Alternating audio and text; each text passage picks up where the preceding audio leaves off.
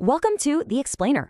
Today, we're going to unlock one of the most revolutionary and, let's be honest, controversial psychological theories ever, Sigmund Freud's interpretation of dreams.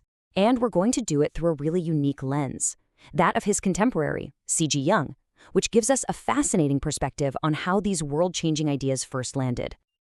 Okay, so here's our game plan. First, we'll tackle the age-old puzzle of what dreams even are. Then we'll dive into Freud's radical new answer.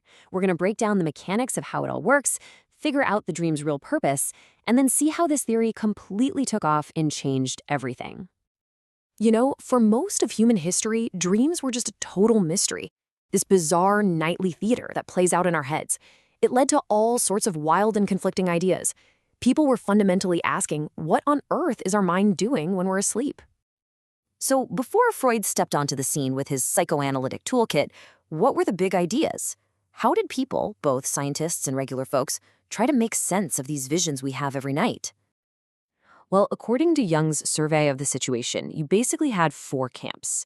On one end, you had the super mystical view, dreams are messages from the gods, or your soul wandering free. Then there was the idea that they were just mental forces, stuff we keep bottled up during the day, bubbling to the surface. The more scientific view at the time was pretty dismissive. It's just random brain noise, maybe triggered by a stomachache or a sound outside. But, and this is key, the average person always kind of believed that dreams meant something deeper, that they were symbolic. And it's that last idea, the folk belief, that Freud grabbed onto. He said, okay, let's take that seriously, but let's apply some scientific rigor to it. And in doing so, he proposed a completely new way of looking at the architecture of a dream. He argued that every single dream has two layers. This is the absolute cornerstone of his whole theory.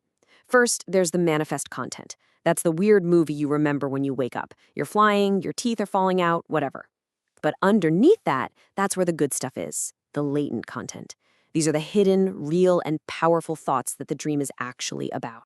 So, how does the mind pull off this incredible translation? How does it take a raw, hidden thought and turn it into a bizarre movie? Freud called this process the dream work. Think of it like a psychological factory that takes these potent ideas and disguises them in symbols. But how exactly does this factory operate? See, Freud didn't just stop there. He wanted to know how it all worked. He actually identified a few key tricks the mind uses to disguise its own thoughts from itself, which creates the strange, poetic language of our dreams. The first, and maybe most powerful tool, is called condensation. This is where the mind takes a bunch of different ideas, feelings, memories, things that might not even be related, and smushes them all together into one single image. So in a dream, that weird figure isn't your teacher or your neighbor. It's your teacher and your neighbor, and maybe your childhood friend, all rolled into one. Freud had this brilliant analogy for it.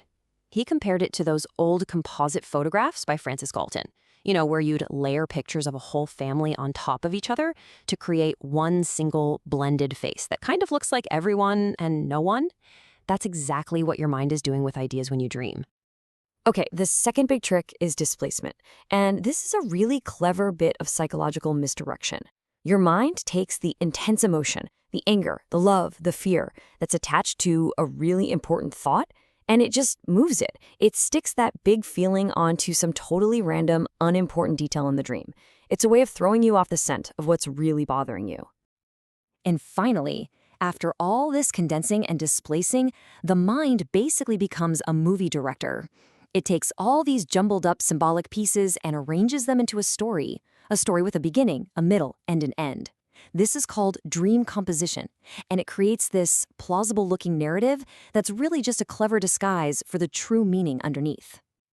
So this whole complicated process, it really begs a huge question, right? Why? Why does the mind go to all this trouble to hide things from itself? Why not just think the thoughts directly? What's the point of the big disguise? And the answer, according to Freud, is surprisingly simple: wish fulfillment. Dreams are a safe space, a private stage where all our repressed wishes, the desires, the impulses that our polite waking mind says are unacceptable, can get acted out in a disguised form. The whole reason for the disguise points to this huge concept of repression. Freud imagined a kind of psychic censor or a gatekeeper standing between our conscious and unconscious mind. All day long, it's pushing away forbidden thoughts. Now, when we sleep, that sensor relaxes a bit, but it doesn't go completely off duty. And that's why the disguise is still needed. So here's the brilliant part. By letting these repressed wishes come out to play, but in costume, the dream basically lets off steam. It neutralizes their power so they don't get strong enough to actually wake you up.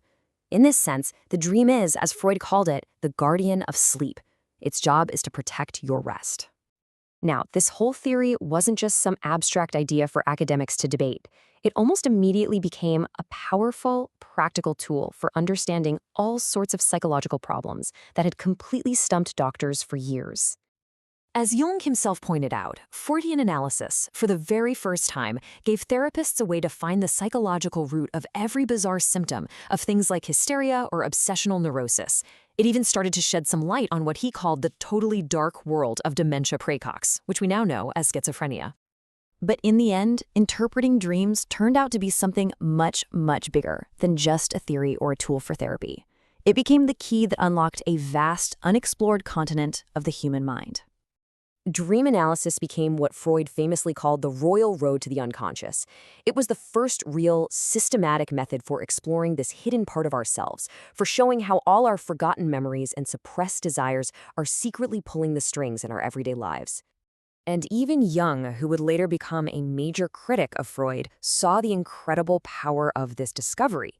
He called Freud's work a rich mine of far-sighted ideas, whose future importance for all of psychology was, at the time, almost impossible to fully grasp. So when you boil it all down, by giving us a key to our dreams, Freud gave us a new map to ourselves. He forced us to look inward and consider that maybe the random nonsense we experience every night is actually a secret language. And that leaves us with a really powerful question that still hangs in the air today. What are our own minds trying to tell us every single night?